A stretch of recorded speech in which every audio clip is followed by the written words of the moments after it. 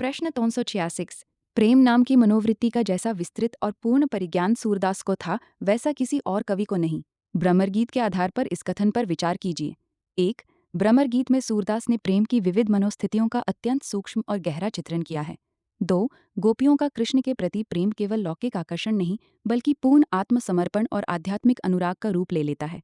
3। सूरदास ने प्रेम में विरह, उपालंब, स्मृति, व्याकुलता, रोष और समर्पण सभी भावों को अत्यंत स्वाभाविक रूप में प्रस्तुत किया है। 4। गोपियाँ कृष्ण से शिकायत भी करती हैं किंतु उनके प्रति प्रेम कम नहीं होता। उधो मन न भय 10-20। प्रेम की मनोवैज्ञानिक गहराई का ऐसा सूक्ष्म चित्रण हिंदी साहित्य में दुर्लभ है। 6। सूरदास ने प्रेम को केवल भावुकता नहीं बल्कि मन की संपूर्ण चेतना और अनुभूति के रूप में प्रस्तुत किया है। 7। गोपियों के मन के सूक्ष्म परिवर्तन और भावों की तीव्रता कवि की अद्भुत मनोवैज्ञानिक समझ को प्रमाणित करते हैं। 8। इस प्रकार भ्रमर गीत सिद्ध करता है कि प्रेम की मनोवृत्ति का जितना व्यापक और गहरा ज्ञान सूरदास को था वैसा वास्तव में बहुत कम कवियों को प्राप्त हुआ। प्रश्न 337। जिस क्षेत्र को सूरदास ने चुना है उस पर उनका अधिकार अप्रतिम है। वे उसके सम्राट हैं। आचार्य शुक्ल के इस कथन पर विचार कीजिए। 1। सूरदास ने मुख्यतः कृष्ण भक्ति, वात्सल्य और श्रृंगार के क्षेत्र को अपनी कविता का आधार बनाया। 2। इन भावों के सूक्ष्म, स्वाभाविक और मनोवैज्ञानिक चित्रण में उनका कौशल अद्वितीय है। 3। बालकृष्ण की चेष्टाओं, यशोदा के वात्सल्य और गोपियों के प्रेम का जैसा जीवंत चित्रण सूर ने किया वैसा अन्यत्र दुर्लभ है। 4। भ्रमर गीत में गोपियों के विरह और प्रेम की गहरी मनोवैज्ञानिक अनुभूति व्यक्त हुई है। उधो मन न भय 10-20। 5। सूरदास ने मानव हृदय की कोमल भावनाओं को अत्यंत मार्मिकता और सहजता के साथ चित्रित किया। 6। उनकी भाषा, संगीतात्मकता और भाव सघनता कविता को अत्यंत प्रभावशाली बना देती है। 7। वात्सल्य और माधुर्य भक्ति के क्षेत्र में उनकी अनुभूति और अभिव्यक्ति दोनों अप्रतिम हैं। 8। इस प्रकार आचार्य शुक्ल का कथन पूर्णतः उचित प्रतीत होता है कि जिस भावभूमि को सूरदास ने चुना उसमें वे वास्तव में अद्वितीय और सम्राट कवि सिद्ध होते हैं। प्रश्न 388। भ्रमर गीत में विरह का व्यापक क्षेत्र दिखाते हुए माधुर्य भक्ति की उत्कृष्टता स्थापित की गई है। विचार कीजिए। 1। भ्रमर गीत में सूरदास ने गोपियों के कृष्ण विरह के माध्यम से माधुर्य भक्ति की चरम अवस्था का चित्रण किया है। 2। गोपियों का प्रेम सांसारिक न होकर पूर्ण आत्मसमर्पण और ईश्वर प्रेम का प्रतीक बन जाता है। 3। कृष्ण के वियोग में गोपियों की व्याकुलता, स्मृति और करुणा अत्यंत व्यापक रूप में व्यक्त हुई है। 4। विरह यह यहाँ केवल व्यक्तिगत दुख नहीं बल्कि संपूर्ण ब्रज की भावदशा बन जाता है। उद्धो मन न भय 10-20। 5। सूरदास ने उपालंब, संवाद और स्मृति के माध्यम से विरह को अत्यंत मार्मिक बना दिया है। 6। गोपियों का कृष्ण के प्रति अटूट प्रेम माधुर्य भक्ति की सर्वोच्च अनुभूति को व्यक्त करता है। 7। भ्रमर गीत में भक्ति और प्रेम का ऐसा गहरा समन्वय मिलता है जहाँ विरह भी आनंदमय साधना का रूप ग्रहण कर लेता है। 8। इस प्रकार भ्रमर गीत विरह की व्यापकता के माध्यम से माधुर्य भक्ति की सर्वोच्च दिक्चता और गहन भाव संपन्नता को स्थापित करता है। प्रश्न 386। भ्रमर गीत के आधार पर भक्ति पद्धति का विवेचन कीजिए। 1। भ्रमर गीत में सूरदास ने माधुर्य भक्ति की अत्यंत उच्च और भावपूर्ण पद्धति प्रस्तुत की है। 2। गोपियों का कृष्ण के प्रति प्रेम पूर्ण आत्मसमर्पण और अनन्य भक्ति का प्रतीक है। 3। इस भक्ति में ज्ञान और तर्क की अपेक्षा प्रेम और अनुभूति को अधिक महत्व दिया गया है। 4। उद्धव के ज्ञान योग का गोपियां प्रेम भक्ति के आधार पर विरोध करती हैं। उधो मन ना भये 10-20। 5। गोपियों के लिए कृष्ण ही जीवन, प्राण और समस्त अस्तित्व के केंद्र हैं। 6। विरह को भी यहाँ भक्ति साधना का श्रेष्ठ माध्यम माना गया है। 7। सूरदास ने माधुर्य भाव, विरह और आत्मनिवेदन के माध्यम से भक्ति की सहज और मानवीय पद्धति को व्यक्त किया है। 8। इस प्रकार भ्रमर गीत प्रेम प्रधान माधुर्य भक्ति की ऐसी पद्धति प्रस्तुत करता है जिसमें पूर्ण समर्पण और भावात्मक एकनिष्ठता सर्वोपरि है। प्रश्न 370। भ्रमर गीत के बहाने नरगुणोपासना की धज्जियां उड़ाने में सूरदास ने कोई कसर नहीं छोड़ी। आचार्य शुक्ल के इस कथन पर विचार कीजिए। 1। भ्रमर गीत में सूरदास ने सगु और भक्ति, विशेषतः कृष्ण प्रेम और माधुर्य भक्ति की श्रेष्ठता को स्थापित किया है। 2। उद्धव ज्ञान योग और निर्गुण ब्रह्म का संदेश लेकर गोपियों के पास आते हैं। 3। किंतु गोपियां तर्क और निर्गुण साधना को अस्वीकार करके सगुण साकार कृष्ण प्रेम को ही श्रेष्ठ मानती हैं। 4।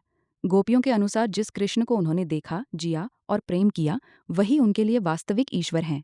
उधो मन न भय 10-20। 5। सूरदास ने गोपियों के माध्यम से निर्गुण ज्ञान मार्ग की शुष्कता पर व्यंग्य किया है। 6। प्रेम, अनुभव और भावात्मक समर्पण को ज्ञान और तर्क से अधिक महत्व दिया गया है। सही। आचार्य शुक्ल का आशय ये है कि सूरदास ने माधुर्य भक्ति की स्थापना करते हुए निर्गुणोपासना की सीमाओं को स्पष्ट किया। 8। इस प्रकार भ्रमर गीत में सूरदास ने सगुण प्रेम भक्ति की श्रेष्ठता सिद्ध करते हुए निर्गुण ज्ञान मार्ग की प्रभावशाली आलोचना की है। प्रश्न 251। भ्रमरगीत की गोपियों के द्वारा सूरदास ने निर्गुण भक्ति पद्धति की अपेक्षा रागानुगा माधुर्य भक्ति की महत्ता प्रतिपादित की है। विचार कीजिए। एक भ्रमर गीत में सूरदास ने गोपियों के माध्यम से माधुर्य भक्ति की श्रेष्ठता को अत्यंत प्रभावशाली रूप में व्यक्त किया है। तो उद्धव निर्गुण ब्रह्म और ज्ञान योग का संदेश लेकर ब्रज आते हैं। 3। किंतु गोपियां निर्गुण और निराकार साधना को स्वीकार नहीं करती, क्योंकि उनके लिए कृष्ण साकार प्रेम के केंद्र हैं। 4। गोपियों का प्रेम अनन्य, स्वाभाविक और पूर्ण आत्मसमर्पण से युक्त है। उधो मन न भय 10-20। 5। रागानुगा भक्ति में प्रेम, विरह और भावात्मक अनुभूति को ज्ञान और तर्क से अधिक महत्व दिया गया है। 6। सूरदास ने दिखाया कि सच्ची भक्ति बौद्धिक विचार से नहीं, बल्कि हृदय की गहरी अनुभूति से उत्पन्न होती है। 7। गोपियों का कृष्ण विरह माधुर्य भक्ति की सर्वोच्च अवस्था का प्रतीक बन जाता है। 8। इस प्रकार भ्रमर गीत में सूरदास ने निर्गुण ज्ञान मार्ग की अपेक्षा प्रेम प्रधान रागानुगा माधुर्य भक्ति की महत्ता स्थापित की है। प्रश्न 251। भ्रमर गीत में ज्ञान मार्ग और उसकी गंतव्य मुक्ति पर रागानुगा मार्ग सगुण माधुर्य भक्ति की विजय निरूपित की गई है। तर्क एवं प्रमाण सहित सिद्ध कीजिए। एक भ्रमर गीत में उद्धव ज्ञान योग और निर्गुण ब्रह्म का संदेश लेकर ब्रज आते हैं। तो वे गोपियों को वैराग्य, योग और आत्मज्ञान का उपदेश देकर विरह दुख से मुक्त करना चाहते हैं। 3। किंतु गोपियां ज्ञान मार्ग को अस्वीकार करके कृष्ण प्रेम और माधुर्य भक्ति को ही सर्वोच्च मानती हैं। 4। उनके लिए मुक्ति से अधिक महत्वपूर्ण कृष्ण के प्रति प्रेम और समर्पण है। उधो मन न भय 10-20। 5। गोपियां कहती हैं कि निर्गुण और निराकार ब्रह्म की अपेक्षा सगुण साकार कृष्ण उनके हृदय पर अधिक निकट है। 6। सूरदास ने गोपियों के माध्यम से ये सिद्ध किया कि प्रेम भक्ति ज्ञान और तर्क से अधिक प्रभावशाली और सहज है। 7। अंततः उद्धव भी गोपियों की भक्ति से प्रभावित होकर प्रेम मार्ग की महानता स्वीकार करते हैं। 8। इस प्रकार भ्रमर गीत में सगुण माधुर्य भक्ति की विजय तथा ज्ञान मार्ग और मुक्ति की अपेक्षा प्रेम की श्रेष्ठता प्रभावशाली रूप में स्थापित हुई है। प्रश्न 251। भ्रमर गीत में निहित गोपियों के पक्ष दृष्टिकोण को तर्क एवं उदाहरणों की पीठिका पर प्रस्तुत कीजिए। 1। भ्रमर गीत में गोपियों का पक्ष प्रेम प्रधान सगुण माधुर्य भक्ति का पक्ष है। 2। गोपियां उद्धव के निर्गुण ज्ञान योग को स्वीकार नहीं करती, क्योंकि उनके लिए कृष्ण साकार प्रेम और अनुभव के केंद्र हैं। 3। उनका मानना है कि जिस कृष्ण के साथ उन्होंने जीवन बिताया, उसे छोड़कर निराकार ब्रह्म की उपासना संभव नहीं है। 4। गोपियां प्रेम को ज्ञान और तर्क से श्रेष्ठ मानती हैं। इधो मन न भय 10-20। 5। वे कहती हैं कि मन एक ही होता है, एदे अर्पुर पूर्णतः कृष्ण को समर्पित हो चुका है। 6। गोपियों के तर्क अनुभव और हृदय की सच्ची अनुभूति पर आधारित है, न कि शुष्क दार्शनिक विचारों पर। 7। उनके पक्ष में विरह, समर्पण और अनन्य प्रेम की गहरी भावात्मक शक्ति दिखाई देती है। 8। इस प्रकार भ्रमर गीत में गोपियों का दृष्टिकोण प्रेम, सगुण भक्ति और आत्मसमर्पण की श्रेष्ठता को अत्यंत प्रभावशाली ढंग से स्थापित करता है। प्रश्न 254। भ्रमर गीत में वचन भाव प्रेरित वक्रता द्वारा प्रेम प्रस्तुति का अंतर्विरोध अत्यंत मनोहर रूप में उद्घाटित हुआ है। विचार कीजिए। 1। भ्रमर गीत में गोपियों की वाणी सीधे रूप में नहीं, बल्कि वक्रता, व्यंग्य और उपालंब के माध्यम से व्यक्त हुई है।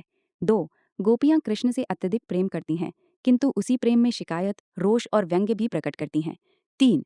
यही प्रेम का अंतर्विरोध है कि विरह में पीड़ा भी है और कृष्ण के प्रति अटूट अनुराग भी।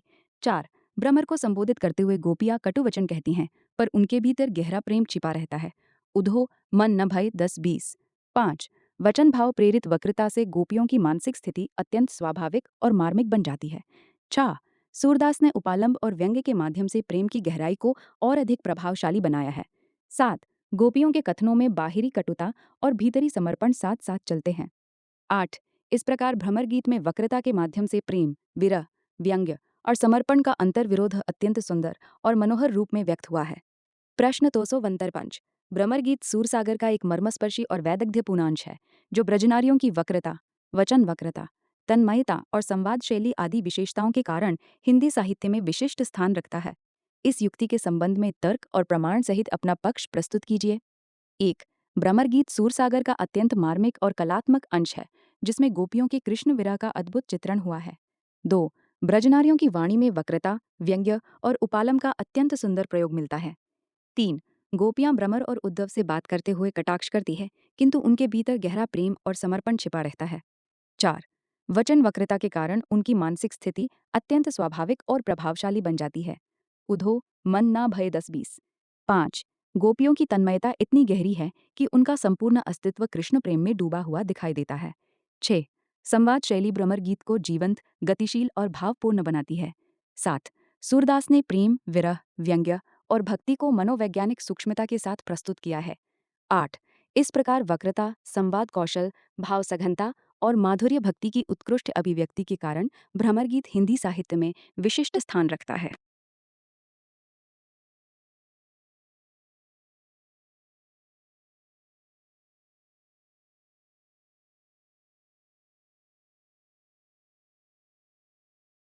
प्रश्न तोनसा ब्रागी भ्रमरगी के शिल्प पर निबंध लिखिए। 1. भ्रमरगीत का शिल्प अत्यंत कलात्मक, भाव प्रधान और मनोवैज्ञानिक है, जो इसे हिंदी साहित्य की श्रेष्ठ काव्य रचनाओं में स्थान देता है। 2. सूरदास ने संवाद शैली का अत्यंत प्रभावशाली प्रयोग किया है, जिससे गोपियों की भावनाएं जीवंत हो उठी हैं। 3. वचन वक्रता, उपालंभ और व्यंग्य के माध्यम से प्रेम और विरह की गहराई को व्यक्त किया गया है। 4. गोपियों की भाषा स्वाभाविक, मधुर और भावपूर्ण है। उधो मन न भय 10-20। 5. ब्रज भाषा की कोमलता और संगीतात्मकता काव्य को विशेष माधुर्य प्रदान करती है। 6. शिल्प की दृष्टि से प्रतीका, रूपक, पुनरुक्ति और अलंकारों का सुंदर प्रयोग हुआ है। 7. सूरदास ने प्रेम, विरह और भक्ति की मनोवैज्ञानिक अवस्थाओं को अत्यंत सूक्ष्मता से चित्रित किया है। 8. इस प्रकार भ्रमर गीत का शिल्प संवाद कौशल, भाव सघनता, वक्रता और ब्रज भाषा की मधुरता के कारण अत्यंत उत्कृष्ट और प्रभावशाली बन गया है। प्रश्न तोनसा ब्रागी सूरदास की भाषा की विशेषताएं स्पष्ट कीजिए। 1. सूरदास की भाषा मुख्यतः ब्रज भाषा है, जो अत्यंत मधुर, सरस और भावपूर्ण है। 2. उनकी भाषा में स्वाभाविकता और सहज प्रवाह मिलता है, जिससे भाव सीधे हृदय को स्पर्श करते हैं। 3. सूरदास ने ब्रज भाषा को साहित्यिक गरिमा और कलात्मक सौंदर्य प्रदान किया। 4. भाषा में संगीतात्मकता और लय का अद्भुत कोण विद्यमान है। उधो मन न भय 10 आतंकिन था। उनकी शब्दावली लोकजीवन और जनभाषा से जुड़ी हुई है, इसलिए उसमें आत्मीयता दिखाई देती है। 6. उपमा, रूपक, अनुप्रास आदि अलंकारों का प्रयोग अत्यंत स्वाभाविक और प्रभावशाली है। 7. सूरदास की भाषा भावानुकूल है, वात्सल्य, श्रृंगार, भक्ति और विरह सभी भावों की सुंदर अभिव्यक्ति उसमें मिलती है। 8. इस प्रकार सूरदास की भाषा मधुरता, भाव सघनता, संगीतात्मकता और कलात्मक अभिव्यक्ति के कारण हिंदी साहित्य में विशिष्ट स्थान रखती है। प्रश्न 268 सूरदास के उपलब्ध काव्य में विभिन्न भ्रमर गीतों पर विचार कीजिए। 1. सूरदास के काव्य में भ्रमर गीत प्रसंग अत्यंत महत्वपूर्ण है, जिसमें गोपियों के कृष्ण विरह और माधुर्य भक्ति का चित्रण हुआ है। 2. भ्रमर गीत का आधार भागवत पुराण का उद्धव गोपी संवाद प्रसंग है। 3. सूरदास ने इस प्रसंग को विस्तार देकर अनेक पदों में अत्यंत भावपूर्ण ढंग से प्रस्तुत किया। 4. विभिन्न भ्रमर गीतों में गोपियों की विरह वेदना, उपालंग, व्यंग्य और प्रेम की विविध मनोस्थितियां चित्रित हुई हैं। 5. कहीं गोपियां भ्रमर को कृष्ण का दूत मानकर कटाक्ष करती हैं, तो कहीं उद्धव के ज्ञान योग का विरोध करती हैं। उधो मन न भय 10-20। 6. सूरदास ने इन पदों में सगुण माधुर्य भक्ति की श्रेष्ठता स्थापित की है। 7. संवाद शैली, वचन वक्रता और मनोवैज्ञानिक चित्रण विभिन्न भ्रमर गीतों की प्रमुख विशेषताएं हैं। 8. इस प्रकार सूरदास के भ्रमर गीत प्रेम, विरह, भक्ति और काव्य कौशल की दृष्टि से हिंदी साहित्य की अनुपम उपलब्धि माने जाते हैं। प्रश्न तोनसा ब्रायगीत के बिंब विधान पर प्रकाश डालिए। 1. भ्रमर गीत में सूरदास ने अत्यंत सजीव, भावपूर्ण और मनोवैज्ञानिक बिंबों का प्रयोग किया है। 2. गोपियों के विरह, व्याकुलता और प्रेम को मूर्त रूप देने के लिए प्रकृति और दैनिक जीवन से जुड़े बिंबों का सुंदर उपयोग हुआ है। 3. भ्रमर भोंगरा स्वयं एक केंद्रीय प्रतीक बिंब है, जो कृष्ण के दूत और चंचल कैसे लिखो कृष्ण रंग की नलार को मूर्त करता है और चुह गोपियों की दशा को स्मृति, आंसू, उदासी और प्रकृति के माध्यम से अत्यंत मार्मिक बनाया गया है। इधो मन न भो 10-20। 5. दृश्य, श्रव्य और भाव बिंबों का सुंदर समन्वय काव्य को अत्यंत प्रभावशाली बनाता है। 6. प्रकृति के उद्दीपन रूप का प्रयोग विरह की तीव्रता को और अधिक गहरा कर देता है। 7. सूरदास ने सूक्ष्म मनोभावों को सरल और जीवंत बिंबों के माध्यम से मूर्त रूप प्रदान किया है। 8. इस प्रकार भ्रमर गीत का बिंब विधान उसकी भाव संपन्नता, माधुर्य और मनोवैज्ञानिक प्रभाव को अत्यंत ऊंचाई प्रदान करता है। प्रश्न दोग्न भ्रमर गीत के आधार पर सूरदास की अलंकार योजना पर विचार कीजिए। 1. भ्रमर गीत में सूरदास ने अलंकारों का अत्यंत स्वाभाविक, भावानुकूल और कलात्मक प्रयोग किया है। 2. उनके यहाँ अलंकार केवल सजावट के लिए नहीं, बल्कि भावों की तीव्रता बढ़ाने के लिए प्रयुक्त हुए हैं। 3. उपमा, रूपक, अनुप्रास, उत्प्रेक्षा और व्यतिरेक आदि अलंकारों का सुंदर प्रयोग मिलता है। 4. भ्रमर को कृष्ण का दूत मानकर उससे संवाद करना रूपक और प्रतीकात्मकता का प्रभावशाली उदाहरण है। 5. अनुप्रास और ध्वनि सौंदर्य से भाषा में मधुरता और संगीतात्मकता उत्पन्न होती है। उधो मन न भय 10-20। 6. उपालंब और वचन वक्रता में व्यंग्यात्मक अलंकारों का अत्यंत प्रभावशाली प्रयोग दिखाई देता है। 7. अलंकार गोपियों के विरह, प्रेम और करुणा को अधिक मार्मिक और सजीव बना देते हैं। 8. इस प्रकार भ्रमर गीत में सूरदास की अलंकार योजना भाव सौंदर्य, माधुर्य और काव्यात्मक प्रभाव को अत्यंत समृद्ध बनाती है।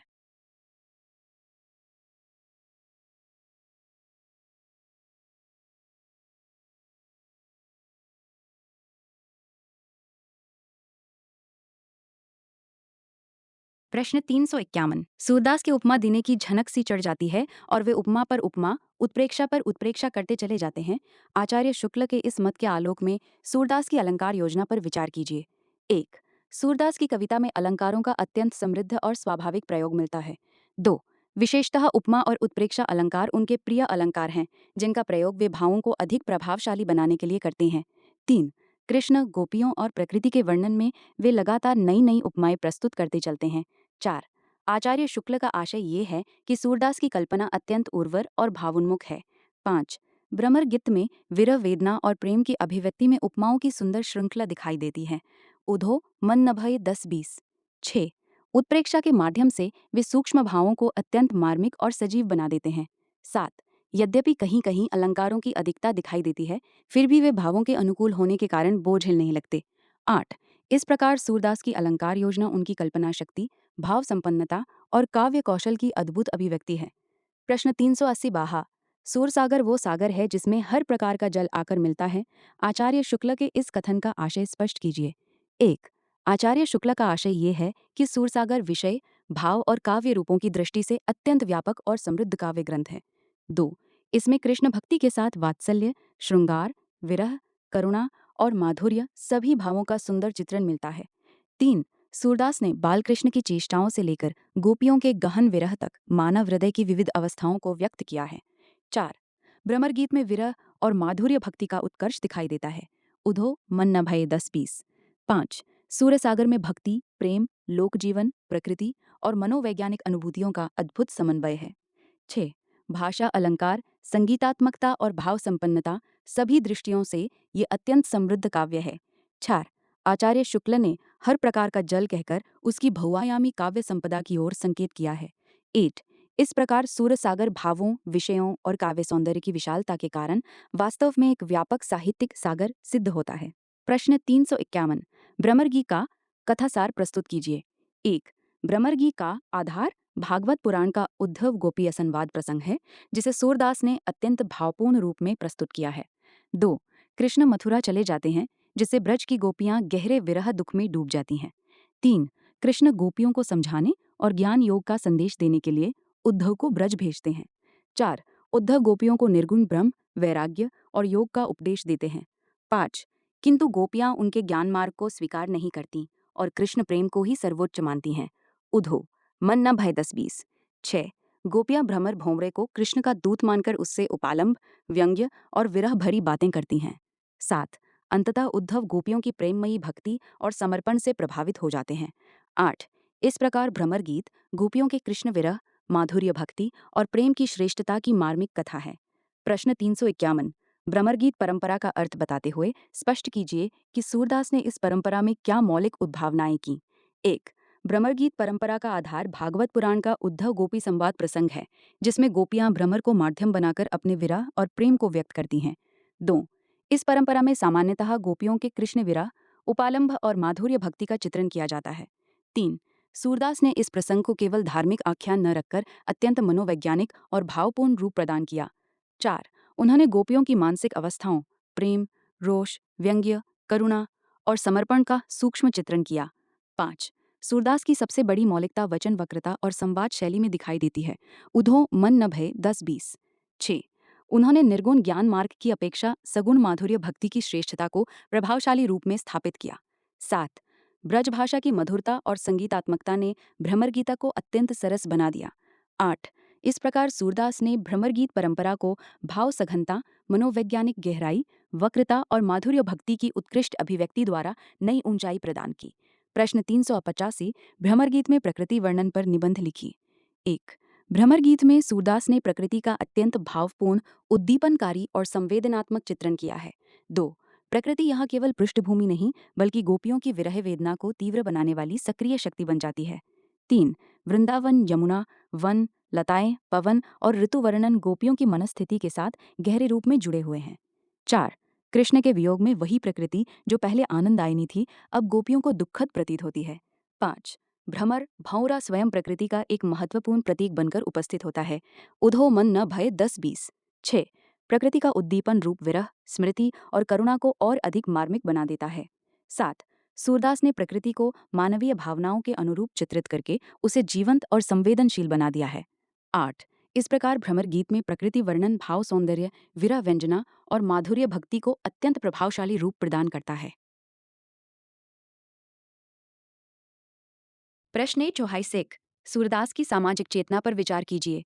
क्या आप आचार्य शुक्ल के इस मत से सहमत हैं कि उन्हें समाज की परवाह नहीं थी? 1।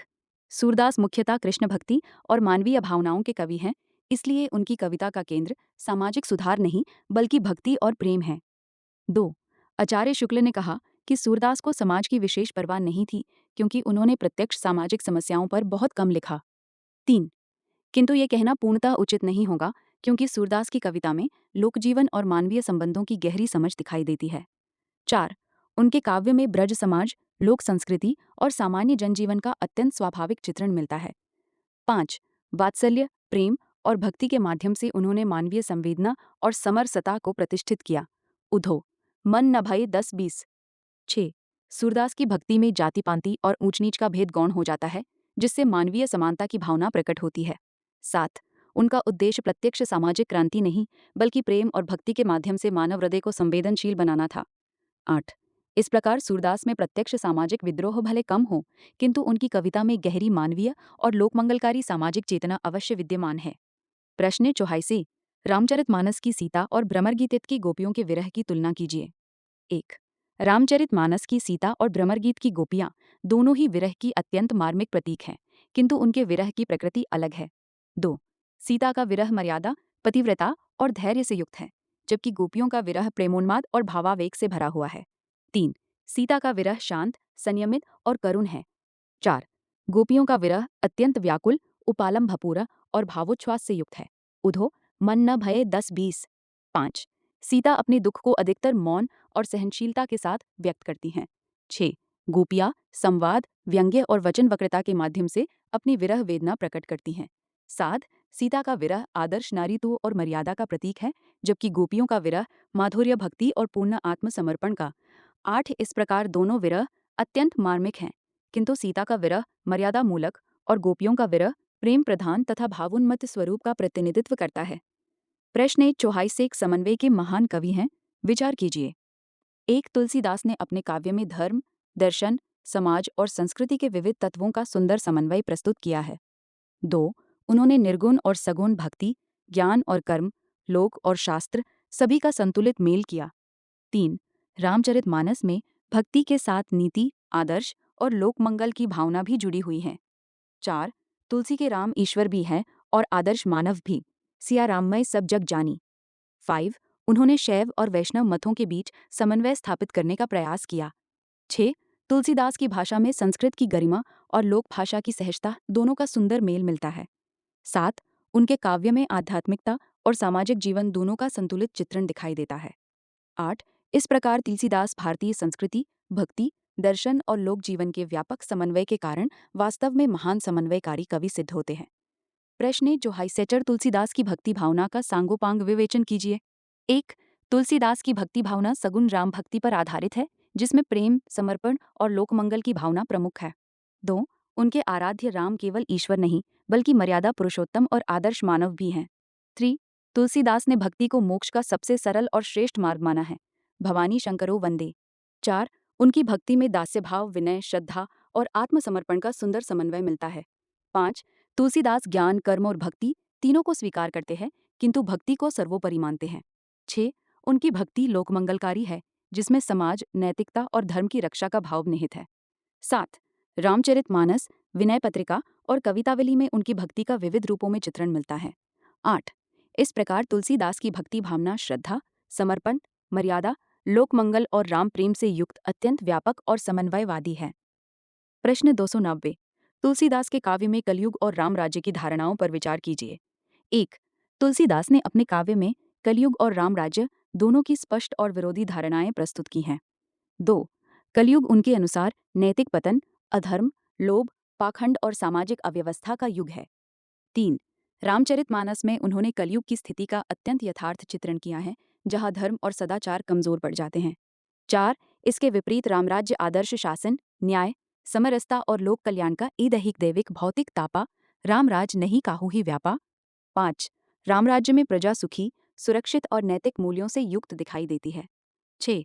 तुलसीदास ने रामराज्य को केवल धार्मिक आदर्श नहीं बल्कि सामाजिक और राजनीतिक आदर्श व्यवस्था के रूप में प्रस्तुत किया। सादा कलयुग और रामराज्य की तुलना के माध्यम से उन्होंने अपने समय की विसंगतियों की ओर संकेत किया। 8। इस प्रकार तुलसीदास के काव्य में कलियुग पतन और अव्यवस्था का प्रतीक है, जबकि रामराज्य आदर्श मानव समाज और लोक मंगल की सर्वोच्च कल्पना का। प्रश्न 351। कबीर के राम तथा तुलसी के राम की तुलना कीजिए। 1। कबीर के राम निर्गुण, निराकार और व्यापक ब्रह्म के प्रतीक हैं, जबकि तुलसी के राम सगुण, साकार और मर्यादा पुरुषोत्तम रूप में प्रस्तुत हुए हैं। 2। कबीर का राम किसी अवतार या ऐतिहासिक व्यक्तित्व तक सीमित नहीं है। दशरथ सुत तिहु लोक बखाना, राम नाम का मरम है आना। 3। तुलसी के राम अयोध्या के राजा, विष्णु के अवतार और आदर्श मानव हैं। 4। कबीर की भक्ति ज्ञान, साधना और आत्मानुभूति पर आधारित है, जबकि तुलसी की भक्ति श्रद्धा, प्रेम और समर्पण पर। 5। कबीर बाह्य आडंबर और मूर्ति पूजा का विरोध करते हैं, जबकि तुलसी सगुण भक्ति और अवतारवाद को स्वीकार करते हैं। 6। तुलसी के राम लोक मंगल, धर्म और आदर्श शासन के प्रतीक हैं। सिया राममय सब जग जानी। सामेत कबीर का राम दार्शनिक और आध्यात्मिक चेतना का प्रतीक है, जबकि तुलसी का राम भक्ति, मर्यादा और आदर्श जीवन का केंद्र है। 8। इस प्रकार कबीर और तुलसी दोनों के राम भारतीय भक्ति परंपरा के दो भिन्न किंतु महत्वपूर्ण स्वरूपों का प्रतिनिधित्व करते हैं। प्रश्न 359। कवितावली के काव्य रूप का निर्धारण कीजिए। 1। कवितावली तुलसीदास की प्रमुख काव्य कृतियों में से एक है, जिसमें रामकथा का वर्णन कवित, सवैया आदि छंदों में किया गया है। 2। इसका काव्य रूप प्रबंध और मुक्तक दोनों का समन्वित रूप माना जाता है। 3। इसमें रामकथा का क्रमबद्ध वर्णन अवश्य मिलता है, किंतु कथा का निरंतर प्रवाह रामचरितमानस की तरह नहीं है। 4। अनेक छंद स्वतंत्र भावाभिव्यक्ति के रूप में भी दिखाई देते हैं। 5। कवितावली में वीर, भक्ति और नीति तीनों तत्वों का प्रभावशाली समन्वय है। राम है केवल प्रेम प्यारा। 6। भाषा ब्रज भाषा है, जो ओज, माधुर्य और भाव संपन्नता से युक्त है। 7। तुलसीदास ने इसमें वर्णनात्मकता, भावात्मकता और काव्यात्मक सौंदर्य का सुंदर मेल प्रस्तुत किया है। 8। इस प्रकार कवितावली को मुक्तक प्रधान प्रबंध काव्य कहना अधिक उचित प्रतीत होता है। प्रश्न 392। कवितावली विशेषतः उत्तरकांड के आधार पर तुलसीदास के व्यक्तिगत जीवन पर पड़े प्रभाव को स्पष्ट कीजिए। 1। कवितावली के उत्तरकांड में तुलसीदास के व्यक्तिगत जीवन के अनुभव, पीड़ा और सामाजिक परिस्थितियों का प्रभाव स्पष्ट दिखाई देता है। 2। इसमें कवि की वृद्धावस्था, शारीरिक कष्ट और मानसिक व्यथा का मार्मिक चित्रण मिलता है। 3। तुलसीदास ने अपने जीवन की कठिनाइयों, रोग और असहायता को अत्यंत आत्मीय ढंग से व्यक्त किया है। 4। उत्तरकांड में तत्कालीन समाज की अव्यवस्था और कलयुग की विकृतियों के प्रति उनकी चिंता भी दिखाई देती है। खेती न किसान को, भिखारी को न भीख। 5। उनके व्यक्तिगत दुख ने उन्हें और अधिक राम भक्ति तथा वैराग्य की ओर उन्मुख किया। 6। जीवन की पीड़ा के बीच भी तुलसीदास का विश्वास राम और भक्ति में अडिग बना रहता है। 7। उत्तरकांड में आत्मानुभूति, सामाजिक यथार्थ और भक्ति तीनों का गहरा समन्वय दिखाई देता है। 8। इस प्रकार कवितावली का उत्तरकांड तुलसीदास के व्यक्तिगत जीवन संघर्ष, सामाजिक अनुभव और गहरी भक्ति चेतना का महत्वपूर्ण दस्तावेज बन जाता है। प्रश्न 359। कवितावली के उत्तरकांड में तुलसीदास का युग स्पष्ट कीजिए। ये उनकी शेष रचनाओं से कैसे भिन्न है। 1। कवितावली के उत्तरकांड में तुलसीदास ने अपने समय की सामाजिक, आर्थिक और नैतिक स्थिति का अत्यंत यथार्थ चित्रण किया है। 2। इसमें कलयुग की अव्यवस्था, गरीबी, अन्याय और जनजीवन की पीड़ा स्पष्ट रूप से दिखाई देती है। 3। किसान, भिखारी, व्यापारी और सामान्य जनता की कठिन परिस्थितियों का मार्मिक वर्णन मिलता है। खेती न किसान को, भिखारी को न भीख। 4। उत्तरकांड में तत्कालीन हसरिया समाज की विघटित व्यवस्था और नैतिक पतन के प्रति कवि की गहरी चिंता व्यक्त हुई है। 5. तुलसीदास की अन्य रचनाओं विशेषतः रामचरितमानस में आदर्श और भक्ति का स्वर अधिक प्रमुख है। 6. किंतु कवितावली के उत्तरकांड में यथार्थ, आत्मानुभूति और सामाजिक चेतना अपेक्षाकृत अधिक स्पष्ट रूप में उपस्थित है। यहाँ कवि का व्यक्तिगत दुख, वृद्धावस्था और जीवन संघर्ष भी सामने आता है। 8. इस प्रकार कवितावली का उत्तरकांड तुलसीदास की अन्य रचनाओं की अपेक्षा अधिक यथार्थवादी, आत्मकथात्मक और सामाजिक चेतना से संपन्न दिखाई देता है। प्रश्न 385। रामचरितमानस की महाकाव्यात्मकता पर विचार कीजिए। ये हिंदी के अन्य महाकाव्यों तथा अन्य रामकाव्यों से क्यों विशिष्ट है? 1. रामचरितमानस तुलसीदास की महान प्रबंध काव्य रचना है, जिसमें महाकाव्य के लगभग सभी प्रमुख गुण विद्यमान हैं। 2. इसमें व्यापक कथा, उदात्त नायक, लोक मंगलकारी उद्देश्य और जीवन के विविध पक्षों का विस्तृत चित्रण मिलता है। 3. राम का चरित्र आदर्श मानव, मर्यादा पुरुषोत्तम और लोकनायक तीनों रूपों में प्रस्तुत हुआ है। 4. काव्य में धर्म, नीति, भक्ति, समाज और संस्कृति का व्यापक समन्वय दिखाई देता है। सिया राममय सब जग जानी। 5. प्रकृति वर्णन, युद्ध वर्णन, करुणा, वीरता और भक्ति सभी रसों का प्रभावशाली निर्वाह हुआ है। 6. रामचरितमानस अन्य रामकाव्यों से इसलिए विशिष्ट है कि इसमें केवल कथा नहीं, बल्कि भारतीय लोक जीवन और संस्कृति का समग्र चित्र उपस्थित है। 7. हिंदी के अन्य महाकाव्यों की तुलना में इसकी भाषा अधिक लोकग्राह्य, भावपूर्ण और व्यापक जनमानस से जुड़ी हुई है। 8. इस प्रकार रामचरितमानस महाकाव्यात्मक गरिमा, लोकमंगल, समन्वयवादी और व्यापक सांस्कृतिक प्रभाव के कारण हिंदी साहित्य में अद्वितीय स्थान रखता है। प्रश्न 351। सुंदरकांड के नामकरण पर विचार कीजिए। 1. रामचरितमानस का सुंदरकांड अपने नामकरण की दृष्टि से अत्यंत महत्वपूर्ण और अर्थपूर्ण माना जाता है। 2. इस कांड में हनुमान के पराक्रम, भक्ति, बुद्धि और सेवा भाव का अत्यंत सुंदर चित्रण हुआ है। 3. कुछ विद्वानों के अनुसार हनुमान का एक नाम सुंदर भी है, इसलिए उनके कार्यों से संबंधित ये कांड सुंदरकांड कहलाया। 4. इसमें सीता की पवित्रता, राम भक्ति और हनुमान की निष्ठा सभी का सुंदर समन्वय मिलता है। 5. लंका दहन, समुद्र लांघन और अशोक वाटिका के प्रसंग काव्यात्मक दृष्टि से अत्यंत आकर्षक हैं। 6. तुलसीदास ने इस कांड में भक्ति, साहस और लोकमंगल की भावना को अत्यंत प्रभावशाली ढंग से प्रस्तुत किया है। रामकाज कीन्हे बिनु मोहि कहा विश्राम। 7. सुंदरकांड में कथा, भाषा, भाव और चरित्र सभी स्तरों पर सौंदर्य, खुशहाली और प्रभाव दिखाई देता है। इस प्रकार हनुमान के सुंदर चरित्र, भक्ति और काव्यगत सौंदर्य के कारण इसका नाम सुंदरकांड अत्यंत सार्थक और उपयुक्त प्रतीत होता है। प्रश्न 397। तुलसीदास आज भी प्रासंगिक हैं? चर्चा कीजिए। 1. तुलसीदास की रचनाएं केवल धार्मिक ग्रंथ नहीं, बल्कि भारतीय समाज, संस्कृति और मानव मूल्यों की महान अभिव्यक्ति हैं। 2. उन्होंने प्रेम, मर्यादा, लोकमंगल, समन्वय और नैतिकता जैसे सार्वकालिक मूल्यों को स्थापित किया। 3. आज के सामाजिक विघटन, नैतिक संकट और तनावपूर्ण जीवन में तुलसीदास की शिक्षाएं अत्यंत महत्वपूर्ण प्रतीत होती हैं। 4. रामचरितमानस में आदर्श शासन, न्याय और सामाजिक समरसता की कल्पना आज भी प्रेरणादायक है। दैहिक दैविक भौतिक तापा, रामराज नहीं काहू ही व्यापा। 5. तुलसीदास ने धर्म को लोक कल्याण और मानवता से जोड़कर देखा। 6. उनकी समन्वयवादी दृष्टि आज की सांप्रदायिक और सामाजिक विभाजन की स्थितियों में विशेष रूप से प्रासंगिक है। 7. उनकी भाषा और विचार जनसामान्य के जीवन से जुड़े होने के कारण आज भी व्यापक प्रभाव रखते हैं। 8. इस प्रकार तुलसीदास अपने मानवीय मूल्यों, लोक मंगलकारी दृष्टि और सांस्कृतिक चेतना के कारण आज भी अत्यंत प्रासंगिक हैं।